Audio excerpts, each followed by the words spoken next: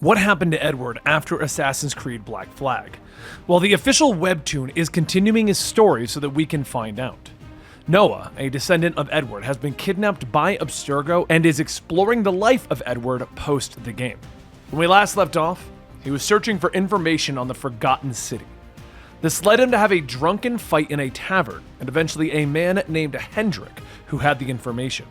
Noah had the ability to alter the memory, but regardless of the changes he made, the guards arrived just in time to think that Edward committed the murder.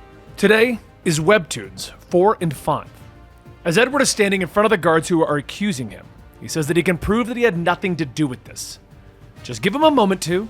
But one of the sailors shouts to get him, and all three men pull out their pistols, pointing them straight at Edward. When the first shot goes off, Edward ducks under it, dashing for the window, stepping on its ledge and launching himself out. Outside, John is trying to strike a match to light his pipe when he says that this is the most unluckiest day of his life. He can't even get the damned matchstick to light. At that exact moment, Edward comes crashing down onto the caravan. John turns back. "Are you hurt? You seem to have a knack for falling out of the sky. Did you happen to find Hendrik?" Edward crawls out. "I was already too late. Someone killed him by the time I got there." "Wait, what?" John shouts, asking, and Edward goes on telling him that there's something else.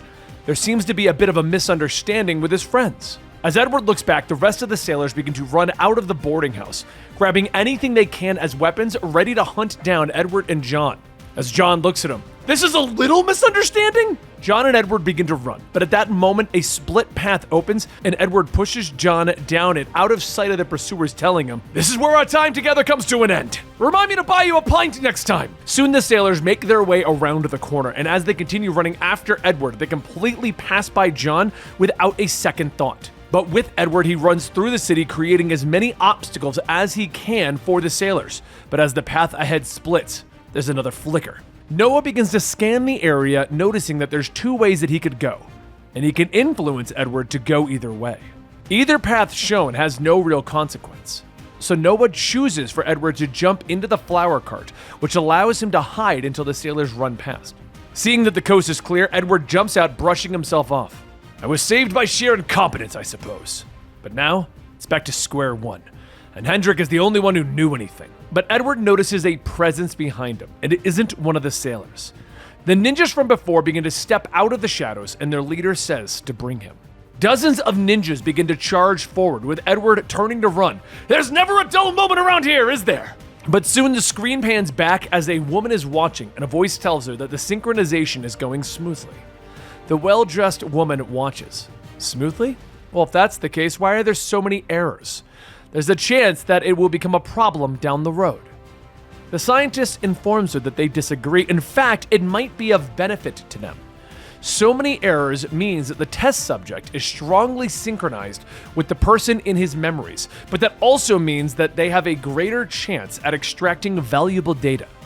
The well-dressed woman scoffs. "Remember, our goal is to discover what Edward Kenway found in Indochina. We can afford no delays." And she knows that they know this, but this project must be successful for their family's sake. Sei Shimazu, may the Father of Understanding guide you. As the well-dressed woman leaves, Sei repeats the words, "May the Father of Understanding." And then things begin to shift back to the Animus as the leader of the ninjas finishes the sentence. "Guide us." Before long, the sun begins to rise as the ninjas continue their search, and the leader asks if they have found the assassin yet.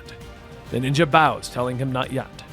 To think that he is able to match the might of the Shimazu clan's ninjas, he's clearly no ordinary man. The leader shouts to capture him alive. They must find out who he is. Meanwhile, as Edward is getting to the port, he begins to jump from boat to boat with the ninjas right behind him, but as he notices one passerby, one of the ninjas stops and looks at the man. Kill all witnesses.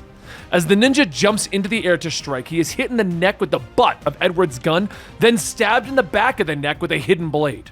The innocent man begins to fall back into the water, and Edward catches him. "Are you all right?" Before the man could answer, more ninjas jump onto the boat, and Edward sighs. "Christ! They're even more dogged than the redcoats." Instead of running, Edward turns towards them, charging at them. "Fine, have it your way. It's your life or mine." However, off in the distance, a fuse is lit and a cannon fires into the small boat. As the cannonball hits the boat, Edward grabs a hold of the innocent man, diving into the water to avoid getting blown up alone by the boat.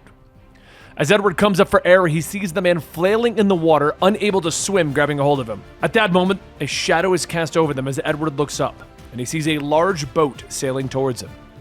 John laughs. "You must be in quite the hurry to go out to sea without a ship." John helps Edward aboard, and Edward asks him, "What took you so long?" "I was afraid I might die of old age." John tells him that he was busy borrowing one of the company's ships, not that he needed permission, of course. Edward then says that he was thinking that he might have to run off without him, but John says that he couldn't do that. He smells a potential fortune in the making, so he's coming with. Plus, it's not like he could go back to the company after stealing one of their ships. They'd kill him if he ever showed his face. But their victory is short-lived, as an arrow is shot, narrowly missing Edward's head. Edward looks over at the port to see the leader of the ninjas holding the bow, and he jumps up laughing. "This is already turning out to be quite the adventure. But first things first, let's get out of here." Later, as things have cooled down, John sails the boat around the port, and the two look towards land, trying to find a way to get back. Seeing some of the sailors from before, John says that everyone's on edge, but they need to get back so that they can get Hendrik's sea log. If they get that, it'll tell them something interesting. Edward sighs. "Couldn't you have said that before we left?"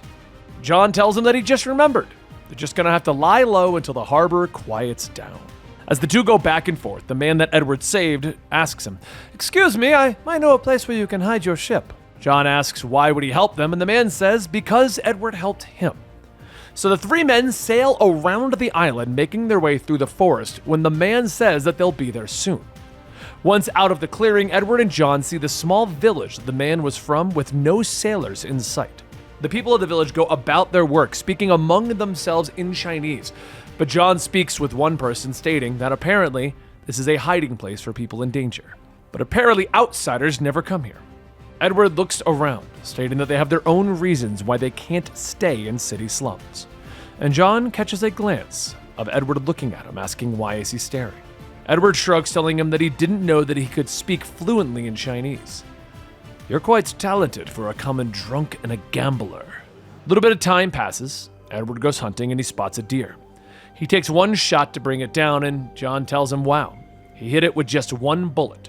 And Edward says that the fewer rounds wasted, the better. John begins to pull off the meat, stating that it should fill their bellies for the night, and Edward snatches it, telling him that it isn't for them.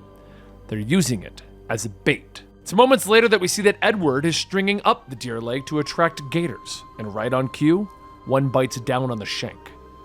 Edward springs out of the tree, tying up the gator's mouth and tossing it aside. Night begins to arrive, and the villagers cook the alligators provided by Edward. They all thank him, and Edward brushes it off, telling them that it's no trouble at all. He was simply repaying their help from earlier. At that moment, a woman comes running out of her hut screaming for help.